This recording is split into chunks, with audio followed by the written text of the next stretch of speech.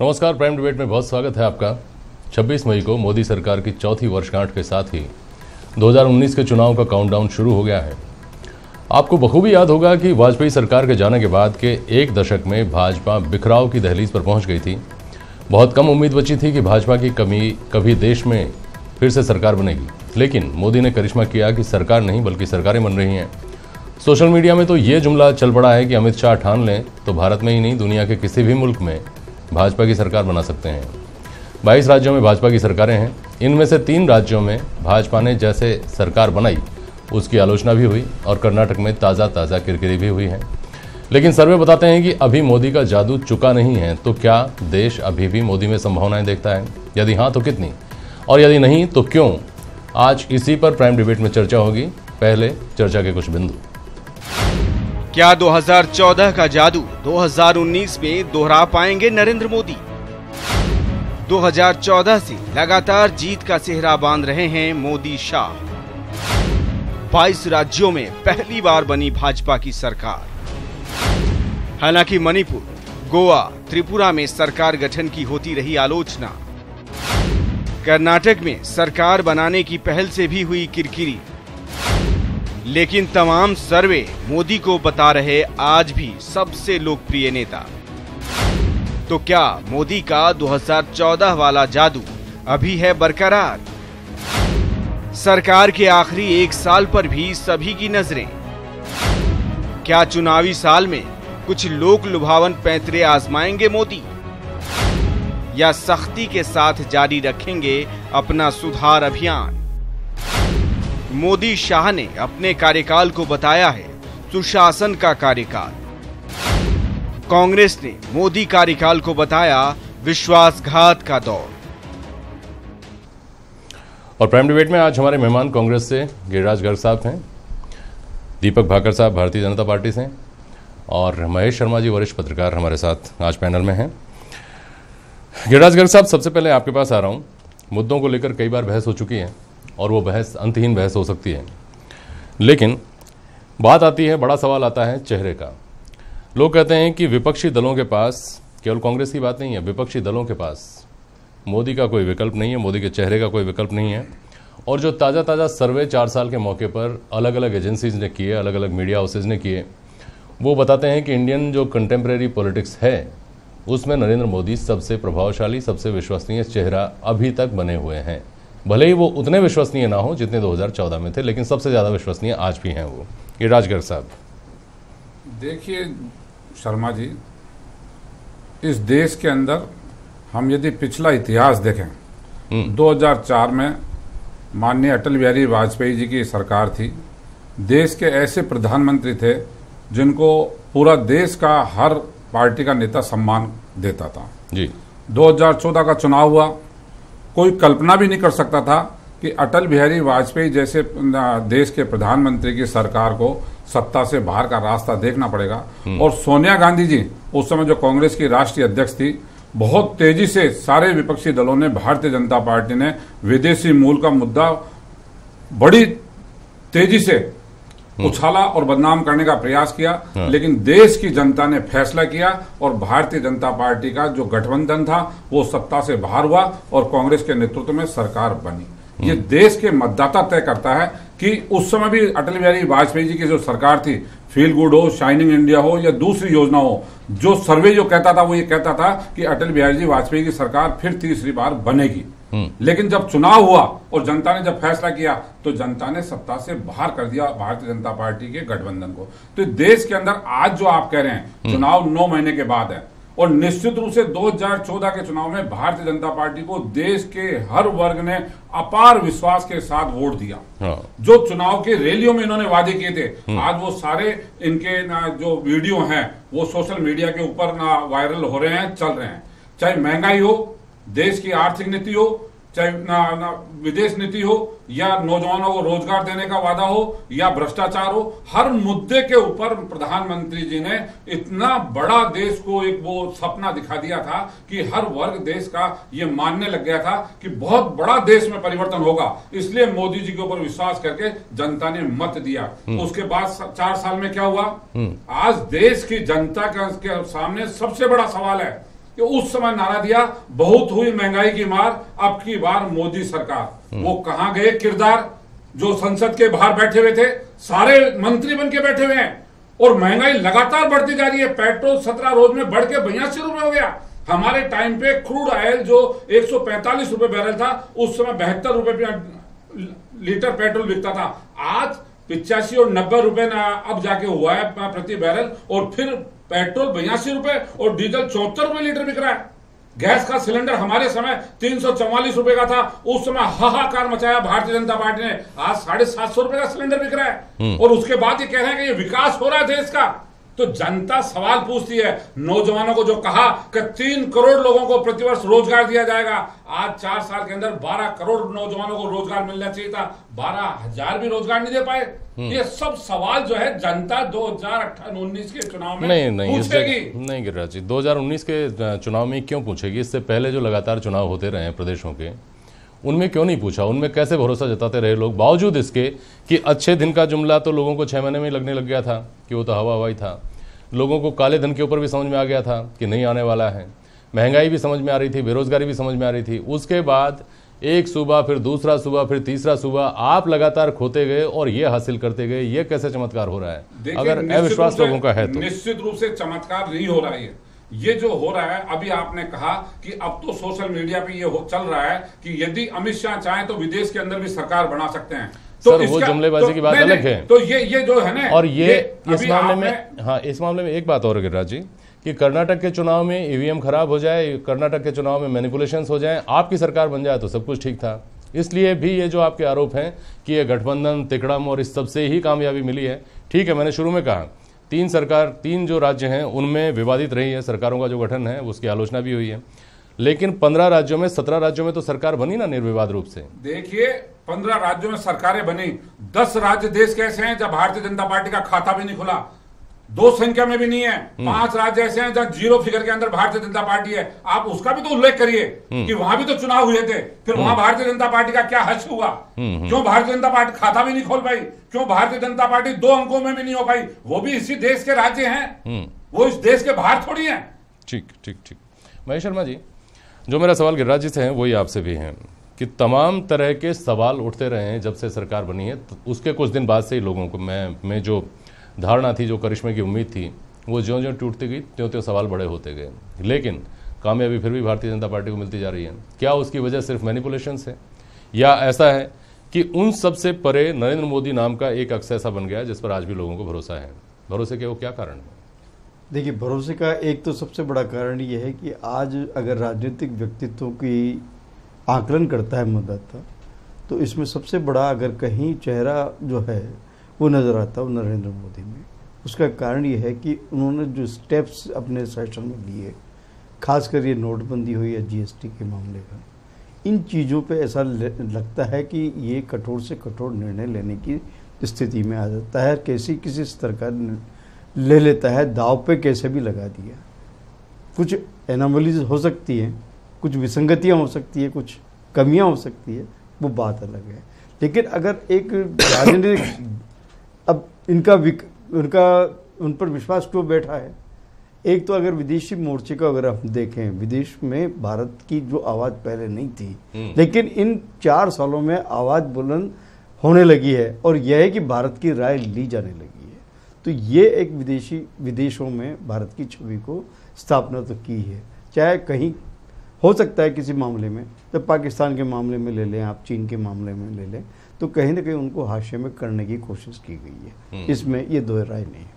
दूसरा, अगर आप ये देखिए, अगर जीएसटी और इसमें नोटबंदी के मामले में भले ही काला धन, जैसा कि आरोप लगाया जा रहा है दूसरे दलों द्वारा कि भले ही काला धन उजागर नहीं हुआ, लेकिन जो काला धन को आगे बढ़े उस पर रोक जरूर लग गई है, क्योंकि इसमें सारा जो है ट्रांजैक्शन जो होने लगा वो डिजिटल के मार्फत से होने लगा है। तो कहीं ना कहीं इस पर रोक लगी है, और इसमें ये मानना पड़ेगा कि कहीं आज जो है जो देश में जो डिजिटलाइजेशन को लेके आए हैं, और इसका कैश पेमेंट वगैरह जैसा वो जो नकदी की से हट करके एक नई, मतलब क्या कहते हैं ना, मुद्रा का मोड नया बदलने की कोशिश की गई है, जो एक सराहनीय भी है। अगर तीसरे रूप में देखा जाए कि उसके तुलना में अगर आप ये देखें कि आगे अगर माइनस पॉइंट अगर आता है तो माइनस पॉइंट आता है तो एक ये है कि रोजगार के मामले में जो 2 करोड़ रोजगार सृजन की बात हुई थी, तो लेकिन उसमें भी इन्होंने आपका जो बीच में स्टार्टअप वगैरह योजनाएं शुरू की है, हालांकि स्टार्टिंग में तो वो बढ़िया था लेकिन वो इतना माइलेज नहीं दे पाई है। देखिए, प्रयोग करता है आदमी, कोई भी सत्ता में कैसे भी आता है, अगर वो विफल कितना होता है सफल कितना होता है ये उस पर इम्प्लीमेंटेशन पे भी फर्क पड़ सकता है और एक रुझान की तरफ है। रोजगार देने की बात थी लेकिन ये बाद में चेंज होकर के रोजगार देने की बात होने लगी कि, और उसी के तहत ये स्टार्टअप की योजना शुरू की गई थी।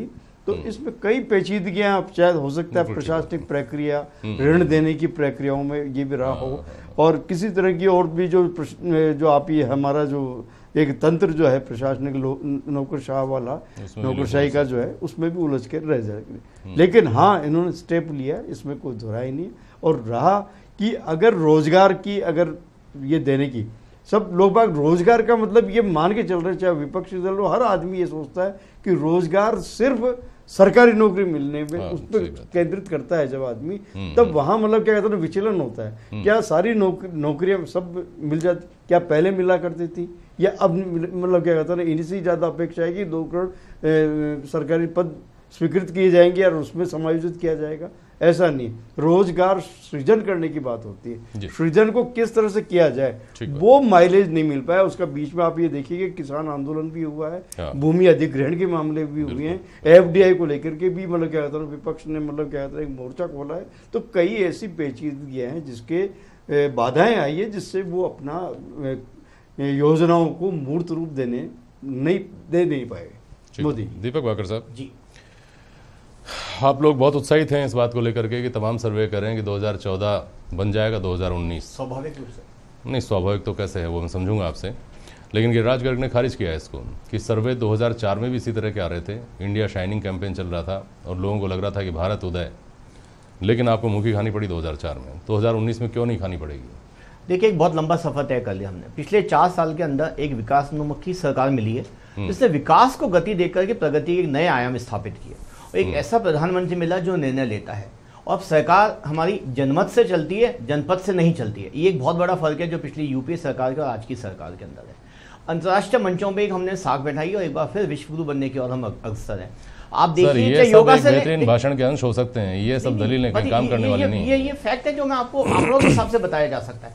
आप बताइए, एक तेजी से बढ़ती हुई अर्थव्यवस्था जिसको सभी प्रकार की एजेंसीज ने और वर्ल्ड बैंक ने सराहा है। आप देखिए, 2004 टाइम था जब सोना गिरवी रखा जाता था। आज $477 बिलियन का हमारे पास 2004 से 2014 तक आप क्यों खारिज किए जाते रहे? क्या फर्क था? फर्क सिर्फ नेतृत्व का था जो मुझे समझ में आता है। आज आपके पास एक विश्वसनीय चेहरा है। जी बिल्कुल। आप जो दूसरी सब चीजों को क्रेडिट देने की कोशिश करते हैं वो कहीं गले नहीं उतरती। विकासोन्मुखी कौन सी सरकार नहीं थी? क्या 70 साल में किसी और आदमी ने विकास नहीं किया?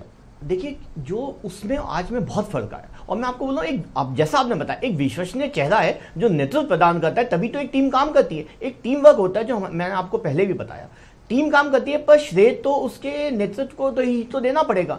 क्या अंतर्राष्ट्रीय मंचों पर लेकर नीचे, चाहे गांव गरीब और किसान की सरकार का, अगर हम आज भी इसका क्रेडिट देना चाहेंगे तो मुझे लगता है कि प्रधानमंत्री जी का ही चेहरा एक ऐसा है जो विश्वसनीय है, सभी मानकों पे खरा उतरता है। और जब उसे हम कांग्रेस से कंपेयर करेंगे, आप देखिए राहुल जी को कोई सीरियस पॉलिटिशियन नहीं मानता है, उनमें वो राजनीतिक गंभीरता नहीं मानी जाती है। पॉलिटिकल मैच्योरिटी एंड विजडम का ऐसा लोगों का मानना है कि बहुत अभाव है। आप उन्हें सीरियसली नहीं ले सकते। जब तक उनके ट्विटर अकाउंट आते हैं जो ऑफिस से होते हैं तब तक तो बहुत अच्छे लगते हैं, बहुत अच्छे सोशल मीडिया पे एक्सेप्टेंस होती है। जहां उन्हें मीडिया के सम्मुख बोलने को दिया जाता है, फ्री हैंड दे दिया जाता है, तो आप देखिए उनके नाम पे तो मुझे लगता है कि न जाने कितने वीडियोस हर व्यक्ति के मोबाइल पे होंगे। तो ये बहुत बड़ा फर्क है जो दोनों चेहरों के अंदर बहुत जमीन आसमान का फर्क है, जो मुझे लगता है 2019 के अंदर भी देगा। अगर आप आंकड़ों की बात करें, चाहे अर्थव्यवस्था ले लें, स्वास्थ्य ले लें, शिक्षा, हमने 7 IIM 7 IIT और 14 के आसपास ट्रिपल बनाए। आयुष्मान देखिए, आयुष्मान विश्व की सबसे बड़ी स्वास्थ्य बीमा योजना। हम थोड़ा सा ब्रॉडर टर्म में आज कर रहे हैं बहस। गिरिराज जी, फेस क्राइसिस से कांग्रेस का निपटना वाकई मुश्किल लगता है। देखिए, जो इन्होंने कहा कि राहुल गांधी जी को सीरियस नहीं लेते हैं, गुजरात चुनाव में राहुल गांधी जी को अगर सीरियस नहीं लिया तो 15 राज्यों के मुख्यमंत्री, 40 कैबिनेट मंत्री और 100 से ज्यादा सांसद, और वो का वो कर्नाटक में इन्होंने किया। यदि राहुल गांधी कमजोर है, राहुल गांधी मैच्योर नहीं है, राहुल गांधी को सीरियस भारतीय जनता पार्टी नहीं लेती है, तो फिर आप इतनी ताकत का इस्तेमाल चुनाव में राहुल गांधी के खिलाफ कर क्यों रहे हैं? फिर जनता जब आपको चाहती है तो आप छोड़ दीजिए ना। फिर काहे को आप चुनाव में इतना सीरियस और इतना अथाह जो है वो ताकत लगा के और सत्ता पे काबिज होना चाहते हैं। दूसरी बात, इन्होंने जो कहा कि नरेंद्र मोदी जी, बहुत संक्षेप में, हाँ, नरेंद्र मोदी जी का जो रिपोर्ट कार्ड है, अभी 2 रोज पहले ही भारतीय जनता पार्टी के वरिष्ठ नेता मुरली मनोहर जोशी जी ने रैंकिंग सर, रिपोर्ट कार्ड पे और निश्चित रूप से आज हम रिपोर्ट कार्ड पे मुद्दों पर बात नहीं कर रहे हैं। सिन्हा हो, अच्छा, ये आजाद हो, बताइए, शत्रुघ्न सिन्हा हो, इन्हीं के पार्टी के सांसद है, ये बताइए, जो भारतीय जनता पार्टी की केंद्र सरकार का आकलन कर रहे हैं। ऐसे असंतुष्ट आपके यहाँ भी हैं। मुझे ये समझाइए गिरिराज जी कि महागठबंधन का प्रयोग एक बार आपका फेल हो चुका है पहले, अब दोबारा आप महागठबंधन की संभावनाएं देख रहे हैं कर्नाटक चुनाव के बाद में। आपको लगता है कि ये जो कर्नाटक के नतीजों से उत्साहित होकर एक बार फिर से महागठबंधन की रूपरेखा बनने लगी है, ये सही दिशा में जा पाएगा?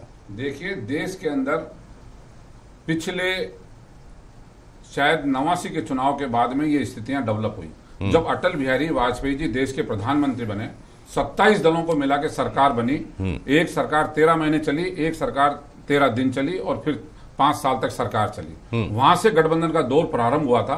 और अभी वर्तमान में भारतीय जनता पार्टी के केंद्र में शासन है, 282 सांसद जीत के आए थे, लेकिन उसके बावजूद गठबंधन की सरकार थी। वो तो पहले इस बात से रुष्ट हो गए कि राहुल गांधी ने कह दिया कि मैं प्रधानमंत्री बन जाऊंगा, मैं बनने को तैयार हूं। निश्चित रूप से मैं बताऊं आपको, जो बड़ा दल होगा वही नेतृत्व करता है। और निश्चित रूप से राहुल गांधी जी ने जो कहा, ये समय की मांग होगी और तत्कालिक परिस्थितियां क्या होगी उसके ऊपर फैसले होंगे। ठीक बात है। महेश शर्मा जी, 2 बातें हैं। पहली बात तो यह है कि नरेंद्र मोदी जब 2014 में चुनाव मैदान में उतरे थे, तब उन्होंने एक बार भी एक जगह पर भी अर्थ जगत से जुड़ा हुआ कोई वायदा नहीं किया था।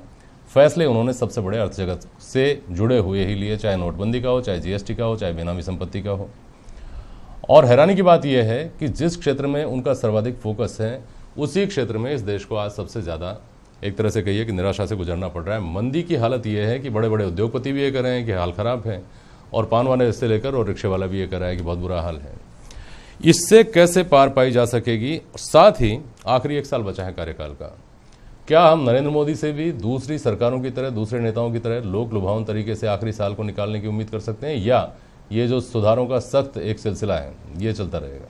देखिए, जो जहाँ तक सुधार की बात है कि जो पेट्रोल, सबसे बड़ी बात ये आ रही है कि इस समय पेट्रोलियम पदार्थों की जो मूल्य जो वृद्धि हो रही है, तो सरकार को किसी न किसी रूप में इसे, अगर ये जीएसटी के रूप में अगर इसको ले लेते हैं, तो निश्चित रूप से इसमें आम उपभोक्ता को लाभ मिलेगा उसकी, और साथ साथ ही महंगाई पे भी अंकुश लगेगा। आज ये 2 ही मुद्दे ज़्यादा प्रमुखता से हैं, पेट्रोलियम पदार्थों की मूल्य वृद्धि और दूसरा महंगाई में वृद्धि को, और स्वतः एक दूसरे से ये जुड़े हुए हैं। अगर इस चीज़ पे इस पे अगर पाबंदी लगा दी जाएगी तो निश्चित रूप से एक फेवरेबल, तो एक ये अर्थव्यवस्था को एक नई दिशा मिल सकेगी। अब रहा साहब, जिस तरह का आप ये, चाहे उनकी जनधन योजना रही हो, चाहे मुद्रा योजना रही हो, या जितने भी योजनाएं थी, एक नया एस्पेक्ट आया है। आज एक उज्ज्वला योजना को भी ले लीजिए आप, बहुत अच्छी योजना है, लाभ भी मिल रहा है, उसका रिटर्न भी मिल रहा है। और यही कारण मुख्य जो ऐसी जो योजना है जिससे एक आम गरीब को आज उसके खाते के अंदर अगर कोई मकान भी बना रहा है, शौचालय भी बना रहा है, या उसको सब्सिडी जो मिल रही है पेट्रोलियम की, ये गैस वगैरह की भी, वो उसके खाते में जा रही है। तो ये बात नहीं, आम आदमी इसको भी समझ रहा है। और आज यही कारण है कि मुख्य रूप से कि जो आम मतदाता से उसका जुड़ाव है, और इन्हीं इलेक्शनों की वजह से वो उन्हीं की खुशी की या उन्हीं के मतलब फेवर के लिए गए डिसीजन की वजह से ही मतदाता उसमें कुछ न कुछ देख रहा है कि इस नेतृत्व से देश का भी है और हमारा भी भला है। उम्मीद की अब सवाल है कि दूसरे राजनीतिक दलों का, इस देश ने करीब 20-25 साल तक या 30 साल का एक पीरियड ऐसा था जब गठबंधन सरकारों को झेला है। इस गठबंधन सरकारों से कई निश्चित अनिश्चितता बनी रही है और न कोई देश को दिशा मिल सकी है, न विकास को गति मिल सकी है। इन चीज़ों को ड्रॉबैक्स रहा है, इस चीज़ को वो महसूस भी कर चुका है। आज महागठबंधन करके मान लीजिए विपक्षी दल भी बनते हैं तो इसको प्रधानमंत्री की झगड़े शुरू हो जाएंगे। आप ये देखिए कि अभी कर्नाटक में जो मामला हो रहा है, आज ही बयान दिया है कुमार स्वामी ने कि मैं तो मतलब कांग्रेस के मतलब दया पर निर्भर हो गया। अब ये ऐसा स्टेटमेंट आ रहा है तो इसका मतलब मान के चलिए कि आगे जाके उसकी क्या स्थिति होने वाली है। कितना हो सकता है कि अपने आप प्रतिष्ठा को बनाने के लिए 2019 तक के चुनाव तक ये किसी न किसी तरह गठबंधन को सफल बना ले जाए, लेकिन आज में अंततः होना यही है। अब पोर्टफोलियो को लेकर के वहाँ कर्नाटक में झगड़ा शुरू होने वाला है और यही वजह है कि इतना टाइम लग रहा है। जिस तरह से शपथ में इन्होंने या विश्वास मत हासिल किया है उसी तरह से तुरंत अगर मंत्रिमंडल का विस्तार भी कर देते तो मालूम पड़ जाता है। चलिए सर, ठीक है, बहुत शुक्रिया आप सभी का आज प्राइम डिबेट में शामिल होने के लिए। आज के लिए बस इतना ही, नमस्कार।